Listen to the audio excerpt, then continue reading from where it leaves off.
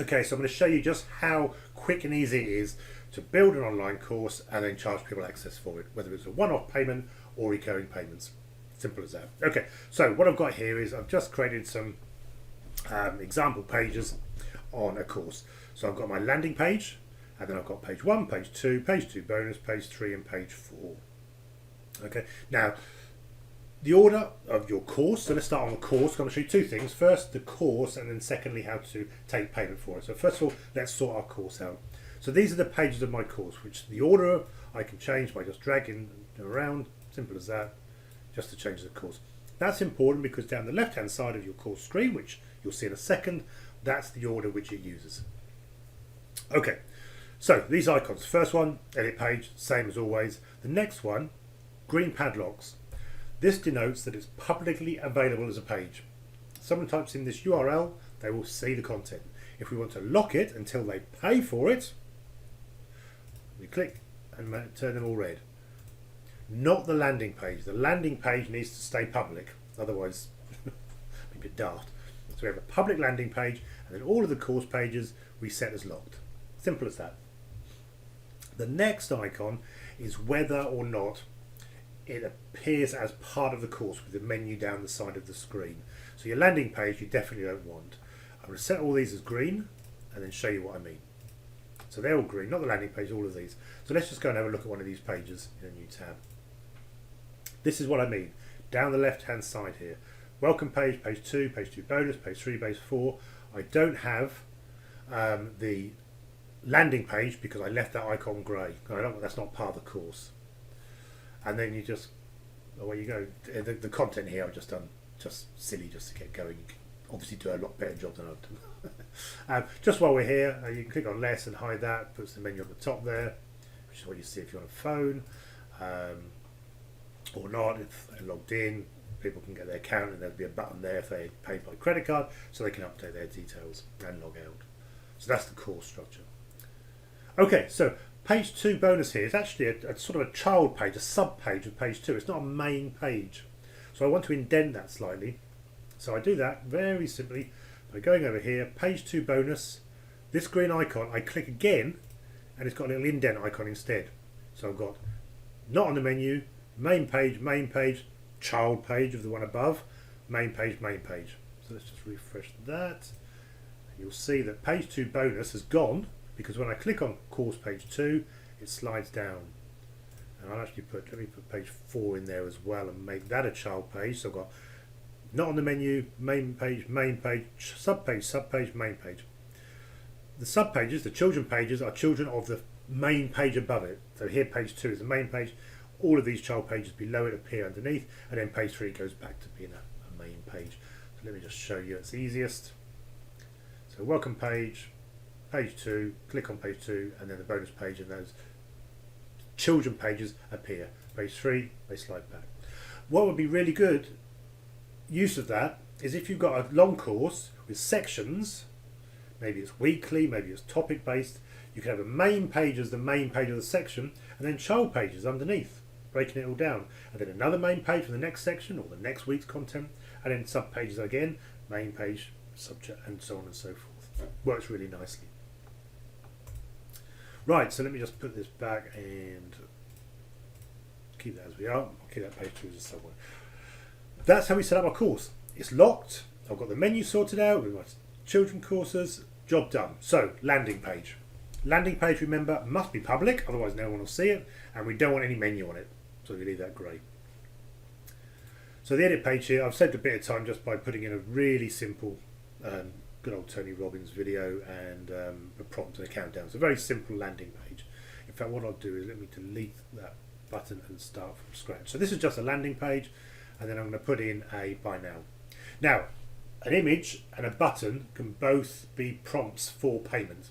Clicking on an image and a button both can be, if you want, a call to action, a prompt, a make payment taken action. But there's also a buy button here, exactly the same as the image, except it defaults to a nice buy now button for you. Save you a bit of time.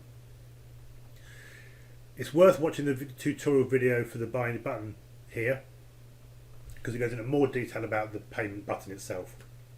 So I'm going to skip over that a little bit If you want to see more detail about the buy now button, click on that tutorial. It covers single payment, recurring payment, test and live with Stripe, how to, well, what we're going to do now, how to access the funnel, and so on and so forth. Anyway, we want a buy button. Pops in an image with buy now on it. Very nice. And when I click on it, it's just an image. So I can do all the usual bits and pieces, like with any image that I want to. I want to make it smaller, center it. No, I think I'll keep it big, and so on. Exactly like an image. But you get these two buttons over here. You get with all images and all buttons. If I click on the first one, I can put in my Stripe details. My publishable key and live key. Sorry, publishable key and secret key for live, and publishable and secret key for test. Again, the button buy now button tutorial goes into exactly where on Stripe they are. It's dead easy. You click on this, get them here link, copy and paste them, switch from test to live, copy and paste them. Done. Takes seconds. This red button here is a toggle between taking live payments and doing test payments. I'll stay on test so I can show you, and you might want to test it out, but don't forget to flick to live when you actually want to take people's money for real.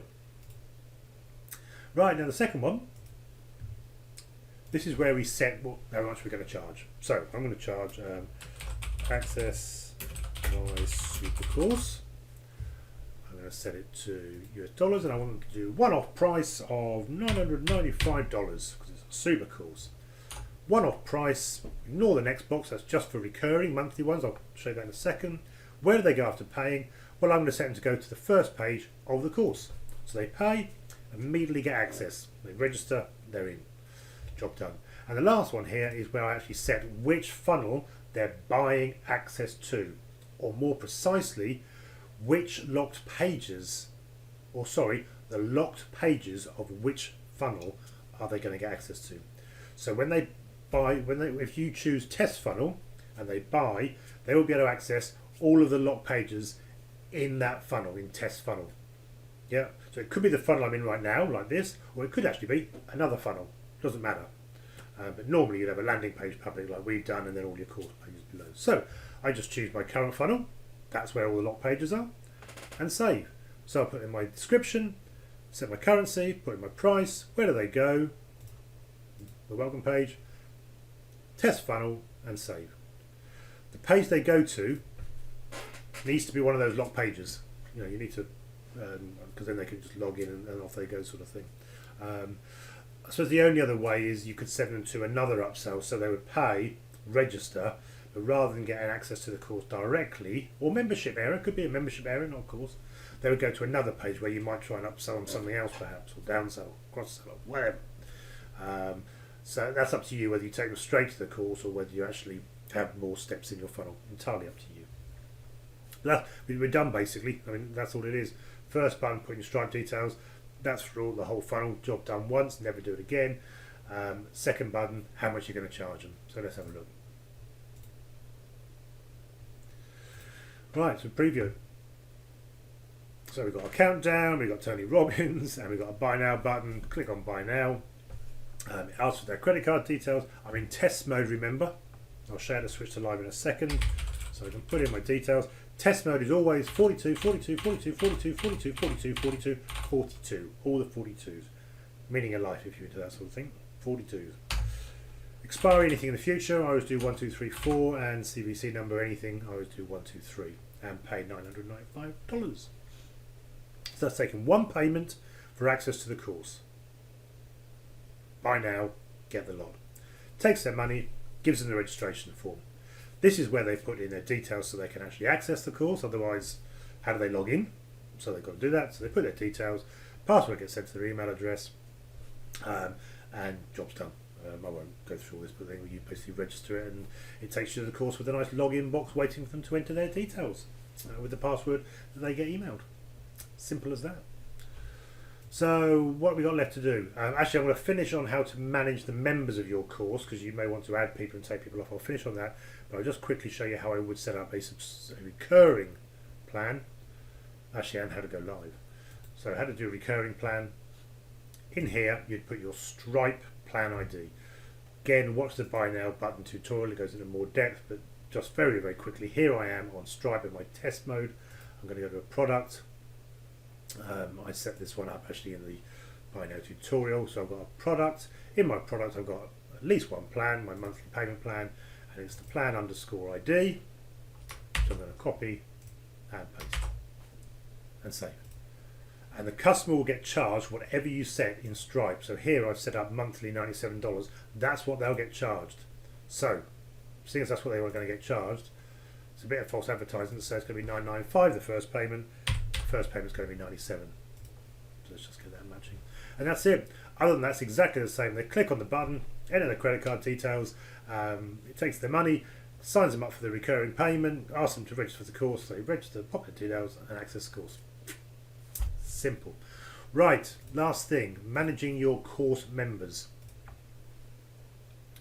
When you're in your funnel, and each funnel would be a course with separate members, or a membership area with separate members, so each funnel is unique in what they can access. If they want to access more than one funnel or one course, then they'll have to go and buy those other courses as well. Down here I've got member access. Member access is how you manage the people who have got access to your funnel. I've got no one here at the moment because I've just created it. But here you'd have a long list of all the people who have paid for access to your funnel. You would show their customer ID from Stripe, so you can always go back and find out if they've got any queries about payment. That would be listed there when they join. And if they were there, there'd be an icon there to delete them if you wanted to kick them out. And you can also add access. So if you want to manually put in somebody, Joe example.com, added by me.